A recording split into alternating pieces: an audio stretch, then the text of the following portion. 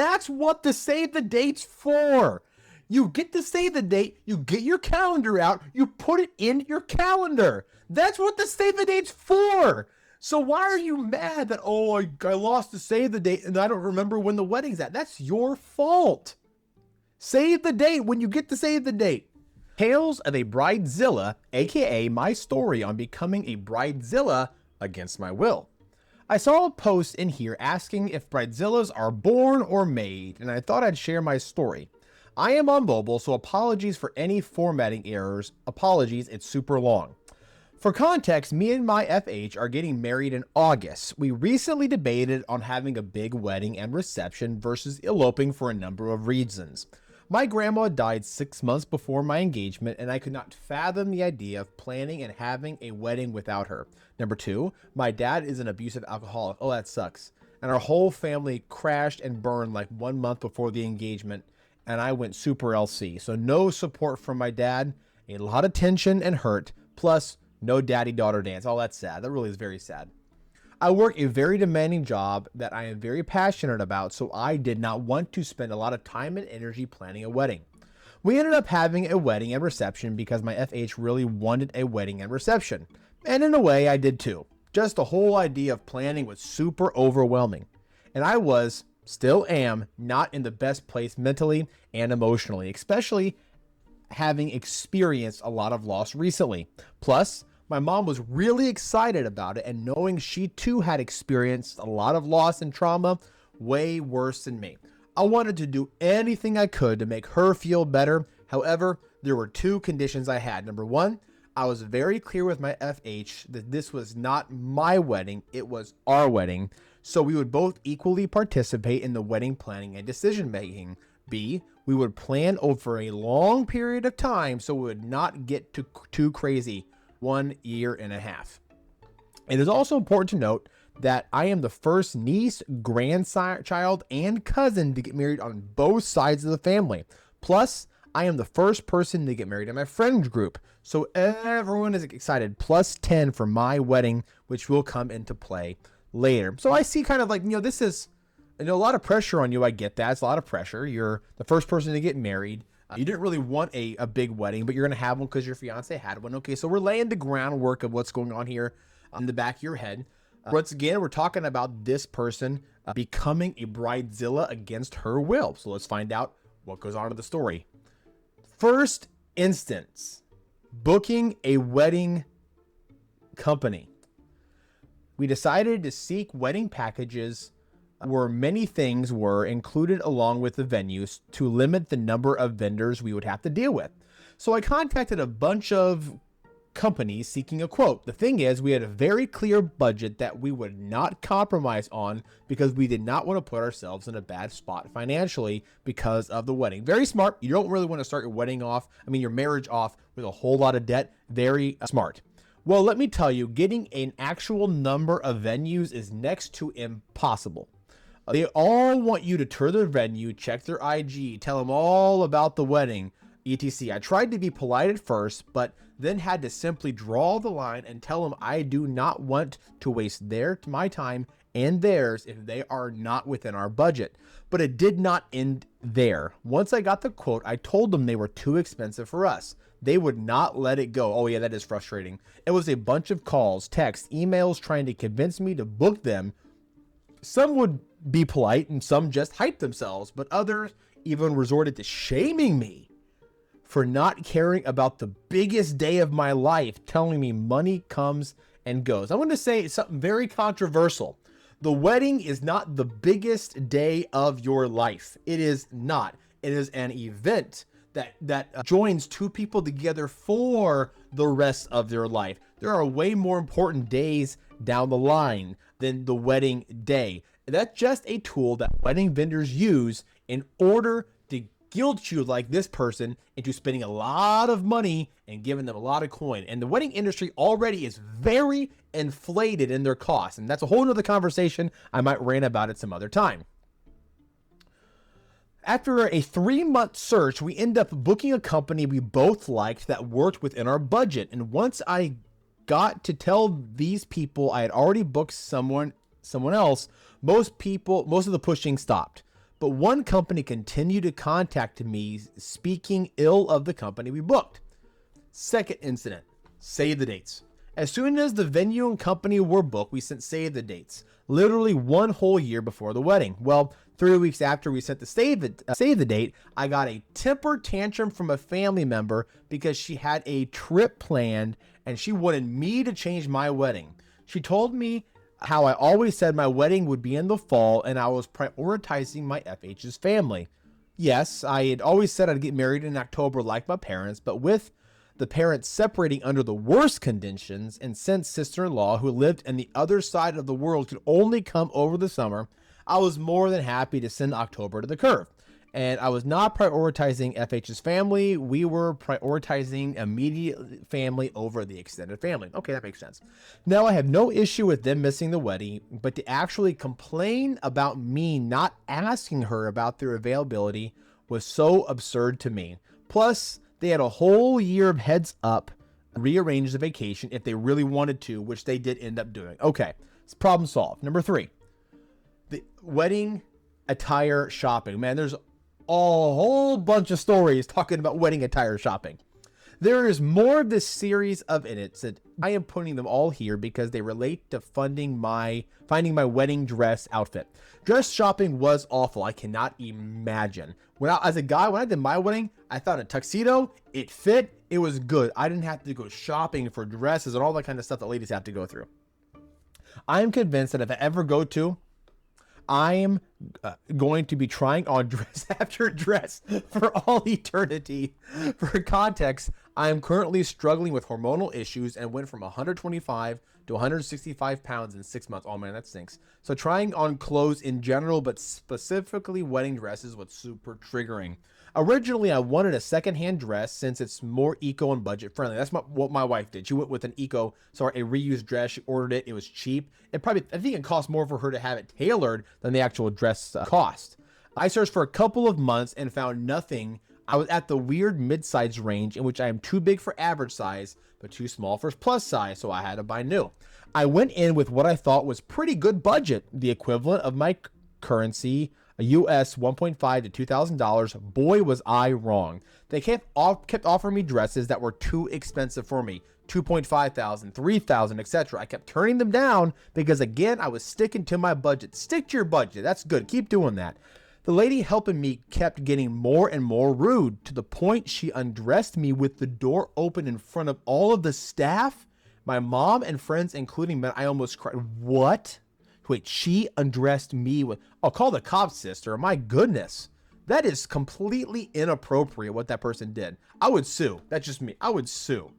I also had to spend all day being body shamed by everyone on how...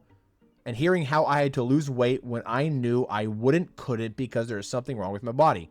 Plus, my biggest worry is not how I fill my wedding dress, but actually how this affects my reproductive health and fertility. Of course, that is your biggest worry. Eventually, I found a dress I could afford at another store. Everything was good until the first dress fitting rolled around. They informed me for the first time that the fittings could not be done on the weekend once my dress was fully paid, mind you. This was very upsetting because I did not want to miss work and make my life super complicated and stressful. This is the first time I went full Bridezilla on anyway. So here we go. Remember, the story is that I unintentionally become a Bridezilla was this forced upon me. So let's see. There's always two sides to a story, even in a Bridezilla story. So let's see. I told them it was very unprofessional to not include this policy on their store, their website, nor my contract. If they had actually informed me this beforehand, as they are legally required to do, I would not have purchased my dress with them, okay, and told them either they see me on a Saturday within the hours listed, or they can issue a refund, and they agreed to see me on a Saturday. To me, I don't think that's Bridezilla. I think this is just you standing up for yourself. This is just you getting what you thought you were supposed to be getting in your agreement. I mean, if the agreement was for the time or didn't include certain times, that should have been in the written. So I don't think you've gone Bridezilla yet. Shoe shopping was also a nightmare since the person I bought shoes from would ghost me for weeks. Ah, that stinks. Fourth incident, decisions. This is also a series of incidents that all fall into one category. My fiance is not very good at decoration, so when picking the color scheme of the wedding, I came up with 3 or 4 options. I liked, and he chose his favorites. Well, my mom found that she called me on a rant about how my wedding had to be pink since I loved pink and this was my day. Okay, beginning of this thing, she did say it was not just her day, it was her and her fiance's day. So let's see what she says here. I calmly told her that this is the color we picked for our day. Okay, stand for yourself. I like this, and I like them. Mind you, I love pink, but I never ever wanted a pink wedding. I always thought pink felt too bride-centric, and I did not like the feeling that a cotton candy cupcake monster just swallowed me. I love that image. I would love to be swallowed by a cupcake monster. That'd be fun. I'd rather eat cupcakes, I think, but who knows. Then the vendor nightmare. Although we hired a company that offered a very inclusive package, they still had people in charge of different aspects. They had a catering person, setup person, flower person, plus there was some vendors we hired on our own, like the photographer. So fiance and I decided to split the vendors so he would deal with some people and I would deal with others. For some of the more important stuff, we asked them to send all communications to the group chat since we did not want to risk me not seeing it and delaying anything. I kid you not. Most vendors, time and time again, would text me in private, even after me asking them to text the group chat or fiance as applicable. But they would text me to confirm the decisions my fiance was making. I understand that this is how some people might want things done, but I have told them time and time again that I trust fiance and this is his wedding too, and this is our agreement in one ear and out the other. Oh my goodness, that's annoying. I am so tempted to tell him for the 5th time that fiance is in charge of this and just block him. Hey, do what you gotta do. It is so important to note that I am super busy with work, have ADHD, my hormones are crazy, and I am not in the best headspace going through 2 grieving processes. I simply do not have the brain capacity to keep track of all this stuff. On the other hand, fiance was moved to a different role with less time-sensitive work and claims to be in the best mental health shape ever. Thanks to me, so he is really happy to take on the heavier load of wedding planning. You got a good one, it sounds like there, sis. You got a good one. Plus, we are really good at communicating and reaching solutions that would work for both of us. It is awful that wedding vendors simply cannot be empathetic to our situation and respect the agreements we have as a couple. That is a shame. 5th incident.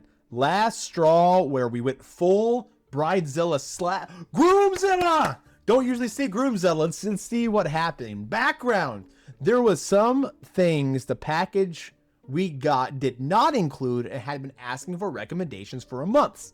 Plus other things that were not included and the company we hired required, like lighting. However, we were not aware of the extras. So like 3 months before the wedding, we get a text from our wedding planner with a quote of all the extras, which would increase our budget by 20%. Ugh. We were shocked and very upset. We rejected all the extras as we could only and kept the bare minimum that was absolutely necessary. Shortly thereafter, we get a text from the salesperson of the company letting us know they would be opening a hotel next to our venue and we could either book it or let other people go through our wedding to get to the hotel. The issue, we had already booked a different hotel with them further away, and we were required to book the whole hotel, and if our guests did not use the rooms, we would have to still pay for them. What? I was very upset because A, my other grandma and my fiance's uncle who are very sick, and having a room to lay down really close to the wedding venue would be perfect. B, having other people constantly go through our wedding seemed like a nightmare, especially since per contract, we were liable for any damages to the venue caused during the wedding, of course. So I called the salesperson to negotiate a solution. I had a bunch of proposals, including granting a release for the damages caused during the wedding or letting us release the other hotel and book the new one. He was having none of it. He was super rude and condescending, not letting me talk, not hearing my proposals, and trying to mansplain contract law to me, a lawyer whose practice includes contract. Oh, you're a lawyer? Okay, I kept raising my voice since he would not let me talk. Wrong on my part, but eventually told me he would make a different proposal. I told him I would not hang up until I had it in writing, but he hung up on us. Oof, I don't like this. Both my boyfriend and I sent the group chat to the and both my boyfriend and I sent VN to the group chat and to the director of the company. He was mad as I have ever seen him, and I was in tears. Fiance told him he could not believe how disrespectful the salesperson had been, and he would not tolerate this level of disrespect to his future wife. Oh, that's a king right there. I told him that they had constantly disregarded our wishes and failed to inform us of many things in a timely manner, including the hotel, which made me think that they did not care about our weddings. In reality, they probably don't. They're probably just trying to make a buck. So I asked them to confirm they actually cared, or if they wanted to, they could refund us all the money paid and we could go our way. One of the higher ups called us later that day and apologized profusely and agreed to let us release the other hotel and book the new one, which worked for us. And things have been looking up. Now, there are other minor things that happen. My invites included some hotels that offered discounts to our guests. A family member called me to complain about the hotel rates and sent the link to the motel demanding I include it in the invitation. Mind you, this is not a destination wedding. We are getting married in a venue 1 town over, 1 hour or 1.5 hours away from where we live, which is a common vacation spot for people in our city. Kind of like how the Hamptons and NYC, but closer. Guests are not required to stay at any of the hotels listed. Many of them have rest homes there. Many are choosing to go to an Airbnb, and some are even driving back the same day. A family member sent a picture of a white dress with a black trim asking if a white dress asking if it was okay to wear. I don't care about standing out at my wedding, but why would you want to wear a white is beyond me. That is like a big no-no. Unless you're the bride, you don't wear white. I said it's okay because I wanted to avoid drama and I don't care too much, but it definitely rubbed me the wrong way. I feel like I should not have to be answering this kind of questions. You should not have to be answering that question. That family member was wrong. Unless you're the bride, you do not wear white at the wedding, or the groom. I understand. I mean, I wore white at my wedding as the groom, and I just performed a wedding a couple of weeks ago where the groom wore white. I've actually done quite a few weddings where the groom has worn white. So that's kind of common. But unless you're in the bride or the groom, you don't wear white. Another family member demanded I resend my save the date 1 week before the invites were to be delivered because some people had forgotten, and if I did not remind them, they would not come to the wedding. She was offended when I told her the wedding was still almost 4 months away, and I understood if some people could not make it, but it was on them if they did not save the date. Word up, that's right, when they got to save the date. Another thing that happened, that's what the save the date's for. That's what the save the date's for. You get to save the date, you get your calendar out, you put it in your calendar. That's what the save the date's for. So why are you mad that, oh, I lost the save the date and I don't remember when the wedding's at? That's your fault. Save the date when you get to save the date. Another thing happened was that everyone was very excited for my wedding, being the first of my generation getting married. So they all wanted to throw me an event or something, a bachelorette, a bridal shower, an engagement party, etc. The issue was that they offered to throw a party I very easily could live without and expected me to plan and pay for it. Wow, not everyone, but some people actually did throw awesome parties with a little involvement from me, and I appreciate them so much. If you made it this far, thanks for reading. Girl, I don't think that you were a bridezilla, and I don't think your groom was a groomzilla. I think you were fine. I think you were already in a situation you didn't want to be in. You didn't really want to have this kind of big wedding, but yet you did it anyways for your fiance, which shows love. He stood up for you, which congrats, King. Good job on him. And people were just being kind of rude to you. The venue messing everything up, and you know contract law, good on you standing your ground there. I do not think you became a bridezilla. I think you were standing your ground, and I think your husband, hopefully now it's been about a year, 2 years ago, I think him standing his ground. I think you were not a groomzilla, you were not a bridezilla. Great job, good on you.